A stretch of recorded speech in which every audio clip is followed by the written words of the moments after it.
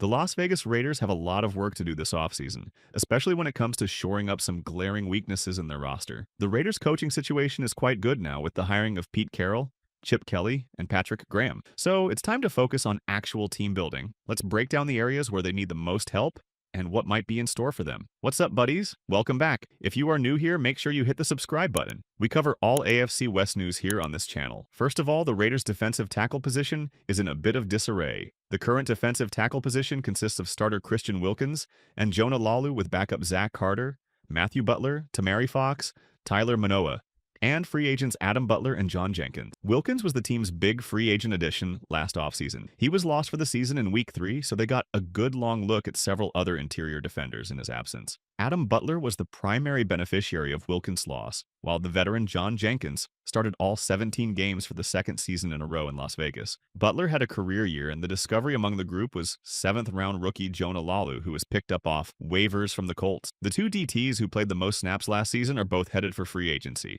While it may be time to move on from the 36-year-old Jenkins, Butler's loss would be significant. Without him, the team will need to find a strong replacement to stabilize this position. Playing on a one-year deal in 2024, Adam Butler proved to be a key contributor on defense for Vegas. The 30-year-old matched last season's 5-sack total while posting 15 pressures along with a career-high 65 tackles and logging by far the heaviest workload of his career with a 77% snap share. As a result, Butler is among the team's most notable free agents. As the Athletics' Vic Tafur notes, the Vanderbilt product would love to re-sign once more with the Raiders. Butler is, however, seeking a more lucrative pact this time around. He played on a $1.55 million deal in 2023. That figure rose to $1.8 million this past year. Considering his production, the former UDFA could command a raise on the open market this spring, particularly on a short-term contract. The Raiders currently sit second in the NFL in projected 2025 cap space, so the team will utilize the option of preventing players like Butler from reaching free agency. Along the defensive interior, the team already has one major contract on the books in the form of 2024 free agent addition Christian Wilkins. Butler is not in line for a deal in the vicinity of the $27.5 million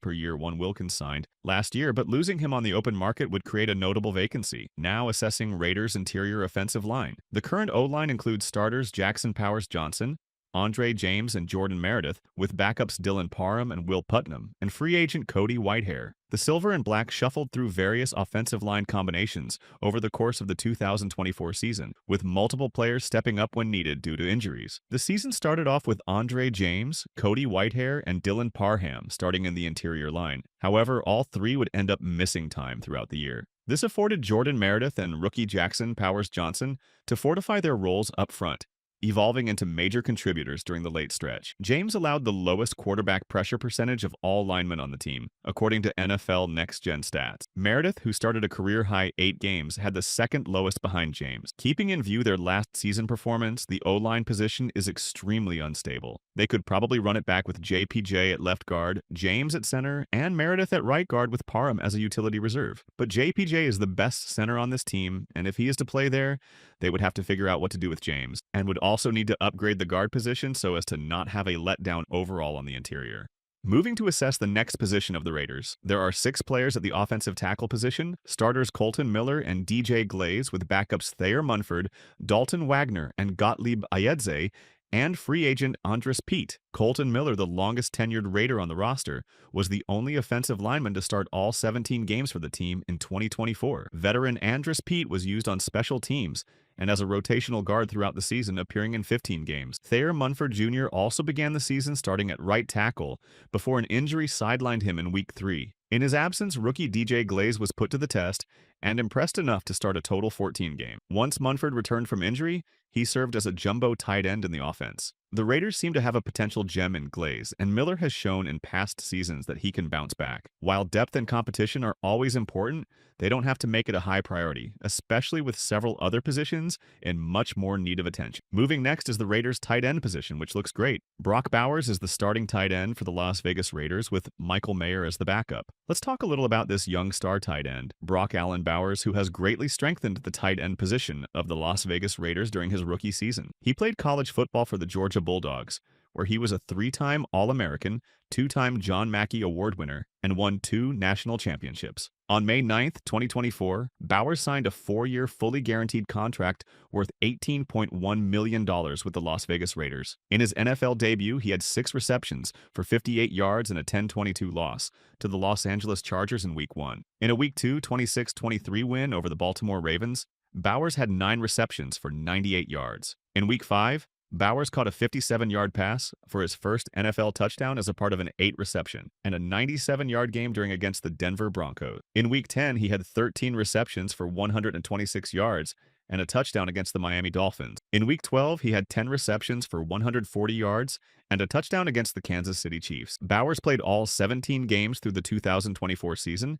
and led the team in receptions, receiving yards, and touchdowns, finishing with 112 catches for 1,194 receiving yards and 5 receiving touchdowns. His receptions and receiving yards were the highest among all tight ends in the league. Bowers was named first-team All-Pro, earned Pro Bowl honors, and set numerous records with his rookie performance. Bowers broke an all-time record for most receiving yards by a rookie tight end, set more than half a century ago by Mike Ditka with 1,076 yards in 1961. He broke a league record for the most receptions in a season by a rookie of any position, set the prior year by wide receiver Puka Nacua with 105 catches. He also set a franchise record for the most receptions in a season by a Raider, beating out the 107 catches made by Darren Waller in 2020. Brock Bowers is a superstar. The Raiders' offense ran through him. Michael Mayer dealt with personal issues and missed a good chunk of the season, but returned to be a solid complementary piece. With Harrison Bryant heading to free agency, the team will likely bring in someone to compete for the third tight end spot, but overall, this position is in great shape. Next up is the wide receiver position. The current wide receivers on the roster are Jacoby Myers and Trey Tucker,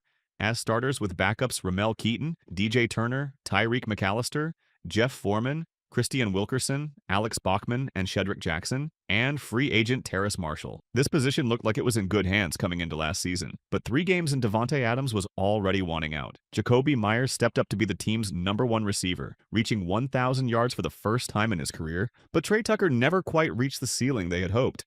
If the Raiders land their starting quarterback through free agency or a trade, they might shift their focus to drafting a receiver early. Another route is picking up a receiver in free agency, though the options there aren't great. Regardless, they need a big X receiver to fill the void left by Adams. Myers is a solid asset on the roster, but he's not a true #1 who can elevate the QB's performance. Moving on to running back position, Zamir White was the incumbent starter after finishing the 2023 season on a strong note. None of that showed up to begin this season, and it became clear quickly that he was probably the worst running back in the room. Madison came in and ran better, but still not great. It wasn't until both White and Madison were out with injury that the Raiders discovered they had a bit of a hidden talent in Sincere McCormick. Along with some solid contributions from Amir Abdullah as a receiver, McCormick may be a gem for this team, but they can't really afford to go forward on that hope alone. That's the mistake they made going with White after letting Josh Jacobs leave in free agency, and that backfired. McCormick should make a very nice complementary piece for whomever they bring in. To start at running back, Pete Carroll loves to run the ball, and he had some good ones in Seattle, including Marshawn Lynch. Finding his next great back should be a very high priority. So, the Raiders have a mix of stable and unstable spots on their roster, but wide receiver and running back stand out as critical areas of need. The defensive tackle and interior offensive line positions are also unstable and require attention. Tight end and offensive tackle are in good shape, but the team can't afford to ignore depth and competition. How the Raiders address these weaknesses will shape their success in the upcoming season. So, along with finding the starting QB, which is currently the top priority, filling these holes can turn the Raiders into a real competitor. You know how tough the AFC West situation is now. All other 3 participants played playoff games,